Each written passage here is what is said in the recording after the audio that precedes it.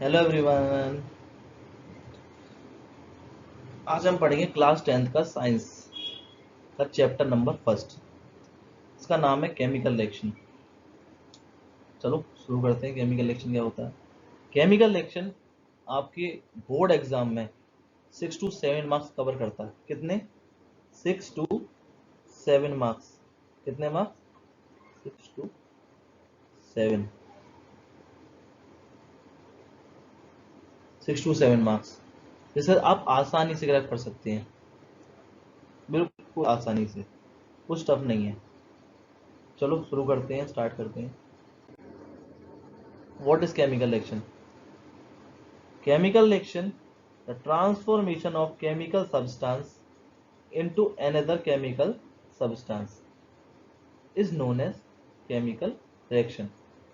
Transformation of chemical substance यानी यानी transfer कर रहे हैं, किसी को ट्रांसफॉर्मेशन करना, यानी केमिकल सब्सटेंस को दूसरे केमिकल सब्सटेंस में ट्रांसफर करना है। यानी chemical substance in the sense, जैसे कि आपने क्या करा, एक कागज को जलाया और कागज जला के एस बन गया। क्या बन गए? एसेस बन गए। तो एक कागज जो था वो केमिकल था और दूसरा एस वाला क्या है? ये भी एक केमिकल सब्सटेंस है। तो जो नया प्रॉपर्टी बना किसका? कागज का, वो एस, वो एक क्या है? Chemical reaction. इसी को केमिकल रिएक्शन कहते हैं। जैसे आपने देखा होगा जंग लग जाती है कभी कभी आयरन में, क्या लग जाती है? जंग। तो ये भी एक तरह की केमिकल रिएक्शन है। और आपने देखा होगा setting of the milk into curd, यानी आपने दही जमने की प्रोसेस भी देखी होगी, जो कि आपने हर घर में देखी होगी, आपके घर में भी होगी, होती है ना। मम्मी वगैरह बनाती हैं दही, तो कैसे बनाती हैं? वो लेती हैं क्या? मिल्क, और मिल्क में डालती हैं थोड़ा सा दही और रख देती हैं, और रखने के बाद उसे देखती हैं सुबह तक वो जम जाता है। तो उसकी प्रॉपर्टी जो है दही की, वो बिल्कुल मिल्क से बिल्कुल अलग है, बिल्कुल अलग। होती है नहीं होती है? अब दही का टेस्ट और मिल्क का टेस्ट बिल्कुल अलग होता है कि नहीं होता है? तो ये भी एक तरह की केमिकल रिएक्शन होती है। डाइजेशन ऑफ फूड भी एक केमिकल रिएक्शन है, रेस्पिरेशन भी एक केमिकल रिएक्शन है, बाकी बहुत सारी केमिकल रिएक्शंस होती हैं। तो एक न्यू सब्सटेंस बना, किससे? Completely different from its properties from the original substance. क्या हो गया? तो नया सब्सटेंस बना जो ओरिजिनल सब्सटेंस से बिल्कुल अलग प्रॉपर्टी थी कि नहीं थी। अब देख लो कर्ड को, देखो आप, अब कर्ड की प्रॉपर्टी बिल्कुल मिल्क से अलग है कि नहीं है? है ना? वही चीज है केमिकल रिएक्शन, और कुछ नहीं है। इसमें कहा है, देखो आप, मैंने इसमें एक रिएक्शन भी डाली हुई है। रिएक्शन क्या है? मैग्नीशियम को ऑक्सीजन के संग रिएक्शन करते हैं तो क्या बनाता है? Magnesium oxide. ओके, चलो आगे चलते हैं। अब क्या होता है? रिएक्टेंट्स एंड प्रोडक्ट्स पढ़ेंगे। अब रिएक्टेंट एंड प्रोडक्ट्स क्या होते हैं? रिएक्टेंट्स एंड प्रोडक्ट्स क्या होते हैं? रिएक्टेंट क्या होते हैं? जैसे अभी आपने देखा, तो मैंने अभी आपको रिएक्शन बताई, घर में कौन सी रिएक्शन हो रही थी? मिल्क और कर्ड की हो रही थी। मिल्क कर्ड को मिला के क्या बन रहा था? कर्ड बन रहा था। तो मिल्क और कर्ड जब मिले और एक नया प्रोडक्ट बनाया, क्या बनाया प्रोडक्ट? क्या बना था प्रोडक्ट? एक कर्ड बना था, नहीं बना था? कर्ड एक नया प्रोडक्ट बना था। कर्ड एक नया प्रोडक्ट बना था। तो कर्ड क्या है? एक प्रोडक्ट है। तो जो जब मिले, जो मिल्क बना और कर्ड जो मिला साथ में, उसे क्या बोलेंगे? रिएक्टेंट। यानी जो रिएक्ट कर रहे हैं रियलिटी में, जो असलियत में मिल रहे हैं, उन्हें क्या बोल रहे हैं? रिएक्टेंट। क्या बोल रहे हैं? Reactant. The substance in which part the chemical reaction are called reactant. Understand? जैसे कि मैं इसमें एक रिएक्शन डाली है, Zn plus H2SO4 gives H2SO4 plus hydrogen gas. ठीक है, इसमें इस रिएक्शन के अंदर Zn और H2SO4 क्या है? एक रिएक्टेंट है। क्या है ये? रिएक्टेंट। जनरली हम रिएक्टेंट देखते हैं लेफ्ट हैंड साइड ही होते हैं, 99% लेफ्ट हैंड साइड ही होते हैं, कभी कभी होते हैं राइट साइड, पर जनरली आप हमेशा देखेंगे 10th क्लास तक तो वो लेफ्ट साइड ही दिखेंगे आपको। अब आती है प्रोडक्ट की बात। न्यू सब्सटेंस जो फॉर्म्ड हुआ, किससे? किससे फॉर्म्ड हुआ? आपके रिएक्टेंट से। किससे फॉर्म हुआ? जो रिएक्टेंट मिले आपस में, उनसे एक प्रोडक्ट फॉर्म हुआ, उसको बोलते हैं प्रोडक्ट। क्या बोलते हैं? प्रोडक्ट। जैसे हम भी बोल रहे हैं प्रोडक्ट फॉर्म होना, तो वही क्या होता है? प्रोडक्ट। तो उसमें ZnSO4 और H2 क्या है? एक प्रोडक्ट, ऊपर वाली रिएक्शन के अकॉर्डिंग। अंडरस्टैंड? इसमें एग्जाम मैंने कुछ क्वेश्चंस पूछे हैं, इस क्वेश्चंस का आंसर बताते हैं। बताइए। पहला क्वेश्चन है AgNO3 plus N2 gives 2NH3। AgNO3 plus N2 gives 2NH3। अभी आप कोई चीज मत देखिए, बैलेंसिंग और नॉन बैलेंसिंग वो मैं बाद में सिखा दूंगा, कोई टेंशन वाली बात नहीं है, फुल सिखाएंगे, कंप्लीट सिखाएंगे। AgNO3 और N2 क्या है इसमें? AgNO3 एंड N2 ये क्या है? ये रिएक्टेंट है। क्या है ये? रिएक्टेंट्स। और जो NH3 है, क्या NH3 ये क्या है? ये एक प्रोडक्ट है। समझ गए? अब दूसरा वाला करके देखो बच्चों।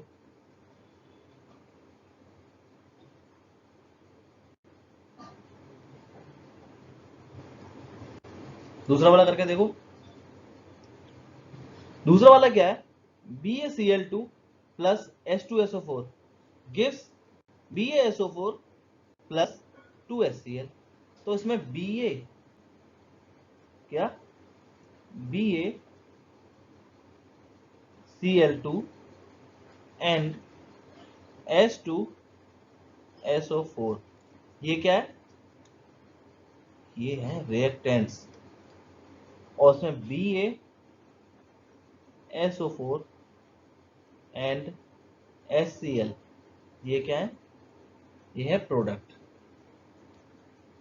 उम्मीद करता हूं समझ गए होगे आप अच्छी तरह। आगे चलते हैं। Characteristics of chemical reaction. Characteristic in the sense हम कैसे पता लगाएं कि केमिकल रिएक्शन हो रही है या नहीं हो रही। बहुत बार हम देखते हैं हमें पता चलता ही नहीं है कि केमिकल रिएक्शन हो रहे हैं। तो इसमें 5 तरह की कैरेक्टरिस्टिक्स हैं कि किस तरीके से आप पता कर सकते हैं कि कोई केमिकल रिएक्शन हो रही है या नहीं हो रही है। तो 5 तरीके से पता कर सकते हो। अब 5 तरीके कैसे कैसे हैं आप डिस्कस करते हैं। पहला इवोल्यूशन ऑफ गैस। क्या है पहला? Evolution of gas. यानी आपने कभी कभी देखा हो किसी कहीं रिएक्शन हो रही है तो गैस निकल रही होती है उसमें से, कोई हाइड्रोजन गैस, कभी ऑक्सीजन गैस, कभी कोई ना कोई सी गैस निकल रही होती है। तो हम पता कर लेते हैं कि रिएक्शन हो रही है। जैसे कि some reaction shows their progress by releasing some gases. For example, जैसे एग्जांपल दे देते हैं। एग्जांपल मैंने ले लिया जिंक और dilute sulphuric acid. Zinc and dilute sulphuric acid, उसमें हमने देखा इसने बनाया ZnSO4 और H2 गैस। तो H2 गैस से हमने पता कर लिया कि रिएक्शन हो रही है। क्या पता कर लिया? H2 गैस से कि रिएक्शन हो रही है आराम से। ये था पहला। अब इसमें दूसरा आते हैं चेंज इन कलर। आप कलर चेंज से भी करके बता सकते हैं कि रिएक्शन हो रही है नहीं हो रही है। कभी कभी गैस नहीं निकल रही, कलर चेंज होता हुआ दिख जाता है। क्या दिख जाता है? कलर चेंज होता हुआ दिख जाता है। जैसे some reaction shows colour change during reaction. During reaction या आफ्टर रिएक्शन डिपेंड करता है। कभी कभी साथ रिएक्शन के साथ साथ भी हो जाता है, कभी कभी रिएक्शन के बाद भी आप देख पाते हो कि रिएक्शन कंप्लीट हो चुकी है, उसके बाद कलर उसका चेंज हो रहा है। जैसे एग्जांपल लेते हैं कॉपर। कॉपर तो आपने देखा होगा तांबा कैसे कलर का होता है घर में। तांबे के तार तो देखे होंगे, जनरली वो ब्राउन कलर के होते हैं नहीं होते हैं? तो ब्राउन कलर के तार होते हैं। और उसमें ले लिया हमने एयर। एयर क्या है? O2। एयर में ऑक्सीजन गैस है। जब भी ये दोनों मिलते हैं तो क्या बनाएंगे? Copper oxide. क्या बनाएंगे? कॉपर ऑक्साइड, जो जनरली कैसी होती है? ब्लैक कलर की। कैसी होती है? ब्लैक कलर की। आप कहते हैं ना कार्बन आ गया, कार्बन आ गया। तो ये रिएक्शन हो जाती है इस वजह से ये चेंज इन कलर हो जाता है। समझ गए? चलो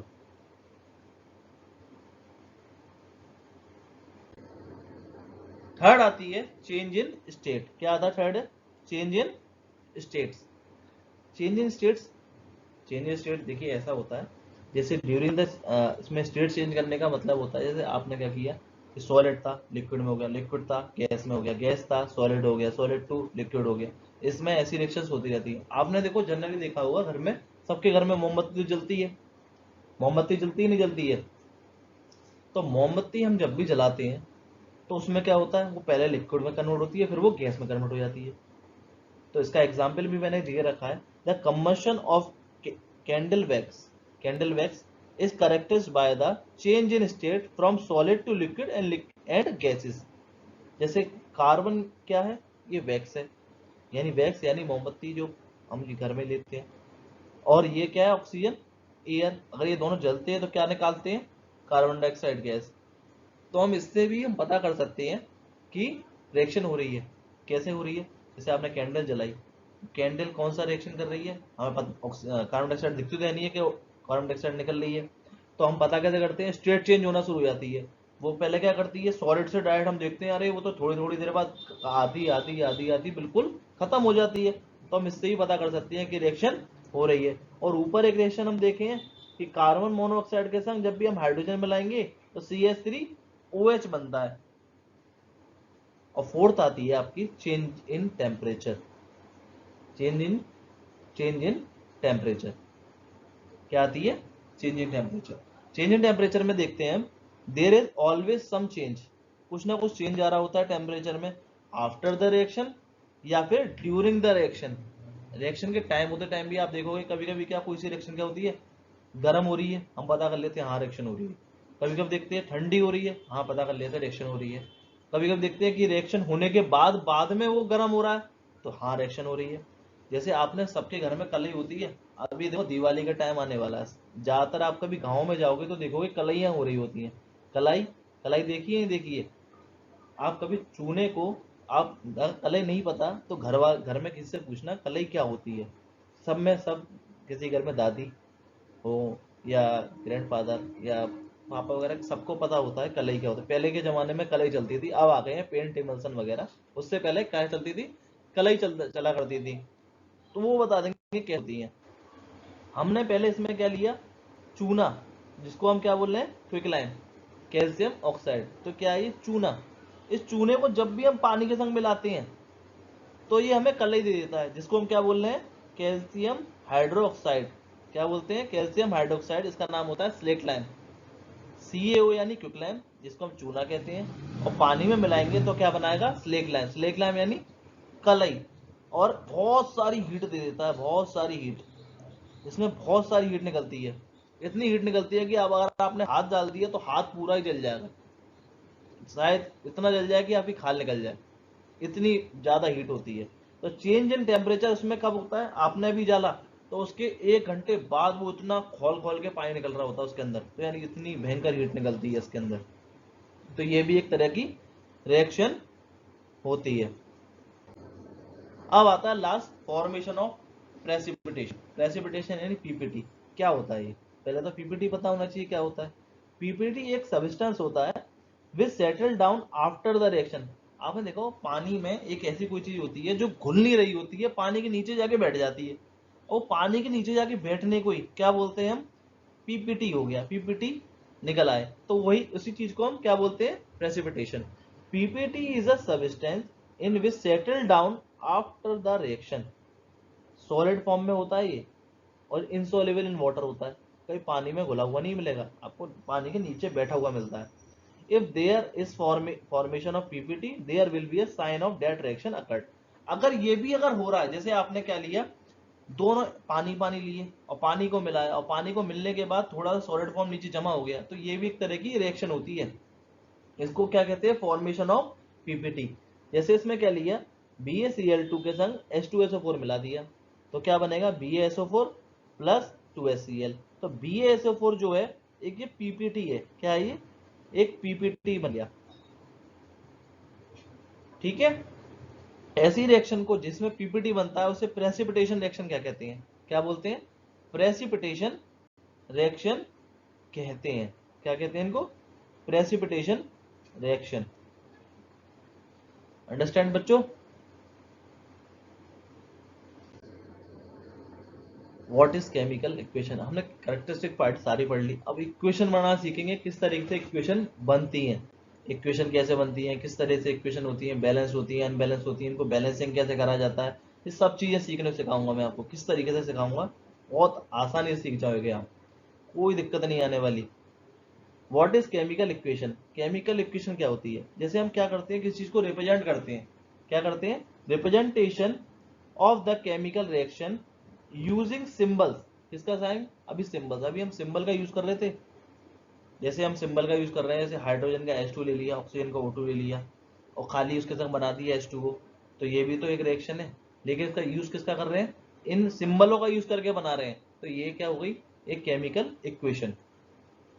formulate the substance is called chemical equation. जैसे कि एग्जांपल ले लो, a plus B gives us c plus D, तो इस तरह की इक्वेशन को क्या बोलते हैं, केमिकल इक्वेशन। जैसे a और b क्या है इसमें, मैंने आप क्या बोला था, लेफ्ट हैंड साइड वाले क्या हुआ करते थे, रिएक्टेंट्स। रिएक्टेंट थे कि नहीं थे, क्योंकि इनसे मिलके क्या बने हैं, सी और डी, और सी और डी क्या होंगे इसमें, प्रोडक्ट्स। क्या होंगे, प्रोडक्ट्स। तो the arrow show the direction of the chemical reaction, ये एरो शो कर रहा है कि इस तरह से यहां से डायरेक्शन, अगर ये उल्टा एरो होता तो सीओडी क्या हो जाते इस वक्त, अगर ये एरो इस तरफ, एरो क्या होता, अभी इस तरफ होता, इस तरफ अगर एरो होता तो क्या होता, तो हम कहते कि रिएक्शन में क्या हो रहा होता, कि सी और डी क्या है, रिएक्टेंट, और ए और बी क्या होते हैं, प्रोडक्ट। अगर इसमें उल्टा रिएक्शन होता तो एरो बताता है कि रिएक्टेंट कौन से होंगे और प्रोडक्ट कौन से होंगे। अंडरस्टैंड। जिसमें एग्जांपल लेते हैं हम, अब रियल एग्जांपल लेते हैं कि when hydrogen get reacts with oxygen, जैसे अभी मैंने बोला पानी बनाने के लिए, तो gives us water. When hydrogen gas react with oxygen gives us water, तो हाइड्रोजन का H2 आ गया और ऑक्सीजन का O2 आ गया, हमें क्या मिला, H2O। तो H2O क्या है यहाँ पर, H2O वाटर है, क्या है H2O, वाटर। तो this is called chemical equation. इस तरीके से इक्वेशन, इस तरह की कभी भी आपको इक्वेशन मिले तो आप समझ जाना कि ये केमिकल इक्वेशन है, यानी उसके फॉर्मूला से उसको नोट करा जा रहा है, और एरो साइन आ रहा हो, प्लस साइन आ रहा हो, तो आप समझ जाओगे कि ये एक केमिकल इक्वेशन है। और chemical equation generally two types की होती हैं, इसमें मैंने बताया balance chemical equation and unbalance chemical equation. अब आपको बैलेंसिंग करना, कि अनबैलेंस को कैसे बैलेंसिंग करेंगे, आराम से अभी सीखेंगे आगे। पहले आप रिप्रेजेंटेशन करना सिखाइए, उसके बाद हम आगे चलते हैं, इस क्वेश्चन को और आगे करते हैं। देखो मैंने इसमें कुछ क्वेश्चन दिए हैं बच्चों, represent all the given chemical reaction into the equation, इनको इक्वेशन में कन्वर्ट करना है। देखो पहला क्वेश्चन है सॉल्यूशन ऑफ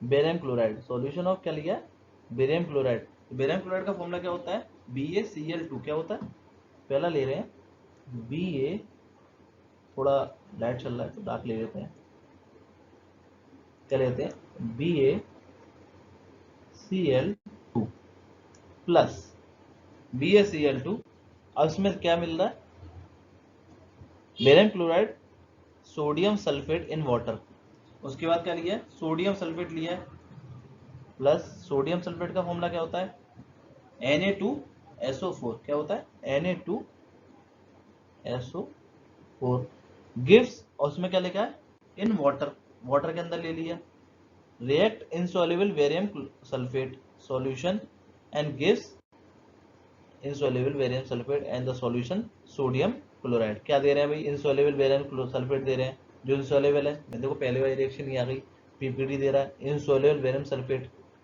BaSO4 देगा, क्या दे रहा है ये, gives, क्या दे रहा है, BaSO4 प्लस BaSO4 प्लस क्या दिया है इसने, solution of sodium chloride, sodium chloride NaCl, NaCl।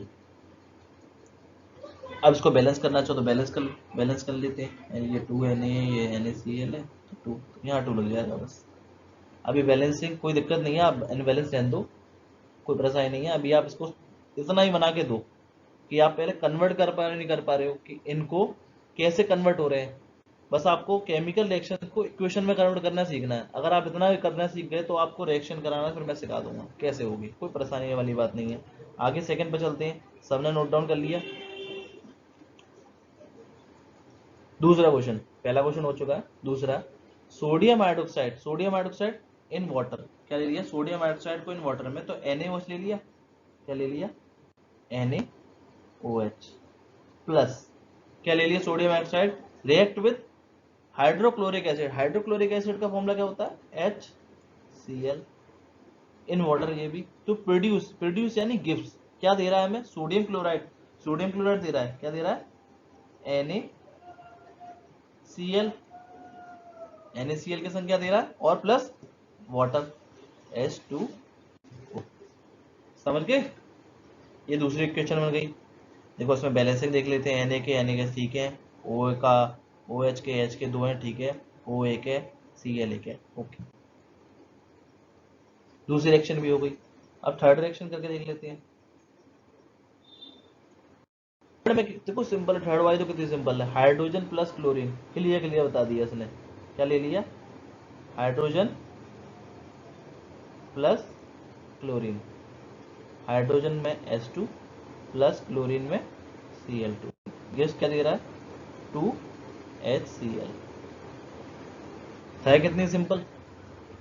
Hydrogen के संग जब भी क्लोरीन मिलेगी हाइड्रोजन क्लोराइड बन गया। तो ये हाइड्रोजन क्लोरीन क्या, HCl क्या है? HCl क्या होता है? एक तरह का एसिड होता है। क्या होता है? एक एसिड होता है जो आपके पेट में भी होता है, आपने बायो पढ़ी हो तो। जिसको नहीं पता है बता दे रहा हूँ, HCl हमारे पेट में भी होता है जो डाइजेशन में हेल्प करता है। आप चाहें तो स्कूल में आप मैम से पूछिएगा, वो बताएंगे, या किसी ट्यूशन से पढ़ते हो तो वो बता देंगे। थर्ड वाले पे चलते हैं। फोर्थ वाला है, थर्ड वाला नहीं सॉरी, फोर्थ वाला। 1 2 3 हो चुके हैं, फोर्थ पे आ गए। बेरियम क्लोराइड ले लिया। क्या ले लिया हमने? Barium chloride. तो क्या लिया बेरियम क्लोराइड को? BaCl2। क्या फॉर्मूला? BaCl2 प्लस क्या ले लिया? Aluminium sulphate. एल्यूमिनियम सल्फेट का फॉर्मूला क्या होता है? Al2SO4। क्या होता है? SO4। उसके संग हमें क्या मिला? गिफ्ट मिला, भैया बेरियम सल्फेट। क्या मिला? Barium sulphate. BaSO क्या बनेगा? BaSO4 प्लस BaSO4 के संग क्या बना रहा है? ये एल्युमिनियम क्लोराइड। एल्युमिनियम क्लोराइड का फॉर्मूला होता है AlCl3। क्या बन गया? AlCl3। अब इसको बराबर कर लेते हैं, Al के 2 है तो यहाँ पे यहाँ 2 लगा देंगे और बराबरी है, बाकी तो बैलेंस है बाकी इक्वेशन तो। हाँ बाकी सारी बैलेंस दिख रही है, कोई परेशानी नहीं है। लास्ट सेक्शन पे चलते हैं।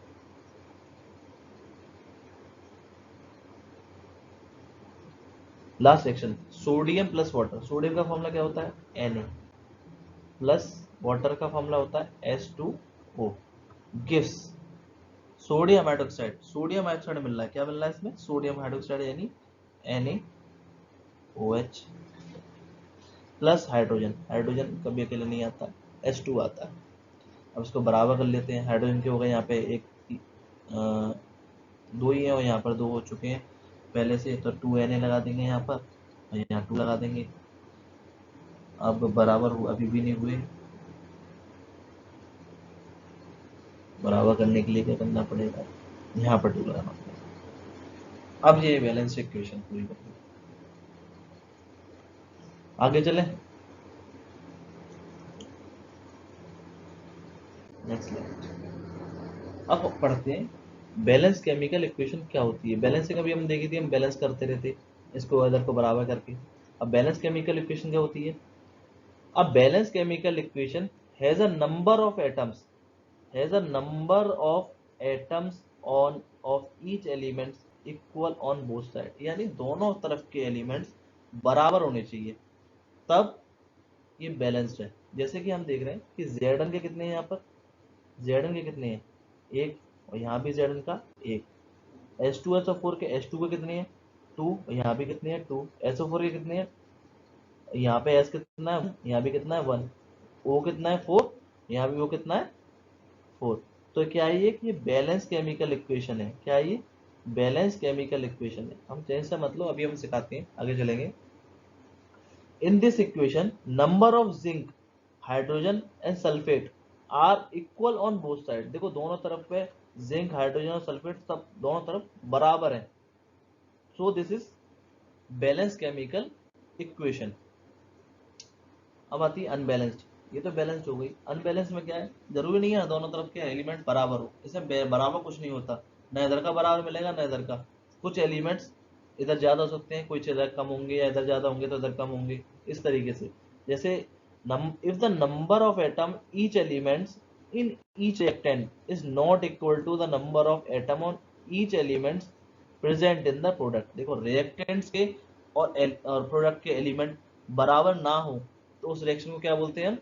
Unbalanced chemical equation. और जहां बराबर होते हैं उसे क्या बोलते हैं? Balanced chemical equation. जैसे इसमें रिएक्शन में हम देखिए Fe gives Fe3O4 plus H2। जैसे H2 तो Fe कितने हैं? यहाँ पर 1, यहाँ पर कितने हैं? 3, यहाँ हाइड्रोजन का 2 है, यहाँ हाइड्रोजन के 2 है, चलो ठीक है। ऑक्सीजन के यहाँ 4 है, यहाँ पर 1 है। तो देखो यहाँ पर क्या बैलेंसिंग दिख रही है? नहीं है। तो दिस ऐसे ही अगर ये इक्वल नहीं होते, अगर यहाँ पर जब भी इक्वल नहीं होते तो इस इक्वेशन को क्या बोलते हैं? Unbalanced chemical equations. क्या बोलते हैं? Unbalanced chemical equation. This in this example, a number of atom elements are not equal to on both sides reaction. For example, जैसे left side only one iron atom present, इसमें 3, जैसे मैं ऊपर बता रहा था वही चीज है। This is called unbalanced chemical equation. Why unbalanced equation does not exist? Question बनता है क्यों भैया अनबैलेंस्ड जो इक्वेशन होती है वो एग्जिस्ट क्यों नहीं करती है भाई? क्यों नहीं करती? सोचो। अब क्लास 9th में पढ़ा होगा आपने फर्स्ट चैप्टर, लेविजर नाम का एक बंदा सुना होगा जो कि फादर ऑफ द केमिस्ट्री है। उन्होंने एक लॉ दिया था, लॉ याद है? लॉ क्या था? लॉ का नाम था law of conservation of mass. क्या था? Law of conservation of mass. Antoine L Lavoisier ने दिया था ये एक लॉ। उन्होंने वैसे टोटल थ्री लॉ दिए थे, जिसमें से एक लॉ था लॉ ऑफ कंजर्वेशन ऑफ मास। ये क्या कहता था? मास ना ही बनाया जा सकता है ना ही डिस्ट्रॉय किया जा सकता है। तो मास can neither be created nor be destroyed in a chemical reaction. किसी भी केमिकल रिएक्शन में ना ही मास बनाया जा सकता है ना ही खत्म किया जाता है। जैसे कि हमने बोला कि आयरन अगर कम है, अगर मैं बोलता हूँ कि आपने दूध ले लिया, चलो मैं यहाँ पे एग्जांपल देता हूँ। जैसे आपने यहाँ पे मिल्क लिया, मिल्क ले लिया आपने 1 लीटर। क्या ले लिया? 1 लीटर। अगर 1 लीटर मिल्क लिया है तो आपका जो कर्ड होगा, क्या होगा? जो कर्ड होगा, क्या होगा? कर्ड। कर्ड कितना लीटर बनेगा? 1 लीटर ही बनेगा। ऐसा तो है नहीं है कि 2 लीटर बन जाएगा या 3 लीटर बन जाएगा। तो इसमें मास दोनों तरफ बराबर ही तो बनेगा। ऐसा नहीं होता कि अगर आपने कोई चीज 1 लीटर लिया, नहीं वो 10 लीटर बन जाएगी, या 10 लीटर बनी है तो 1 लीटर बन जाएगी। ऐसा नहीं होता। तो दिस लॉ ऑबे करने के लिए इसे हम क्या करते हैं? दोनों तरफ के रिएक्टेंट्स और प्रोडक्ट्स को बराबर बैलेंस करके रखते हैं। इसी वजह से अनबैलेंस्ड इक्वेशन एग्जिस्ट नहीं करती है। अंडरस्टैंड?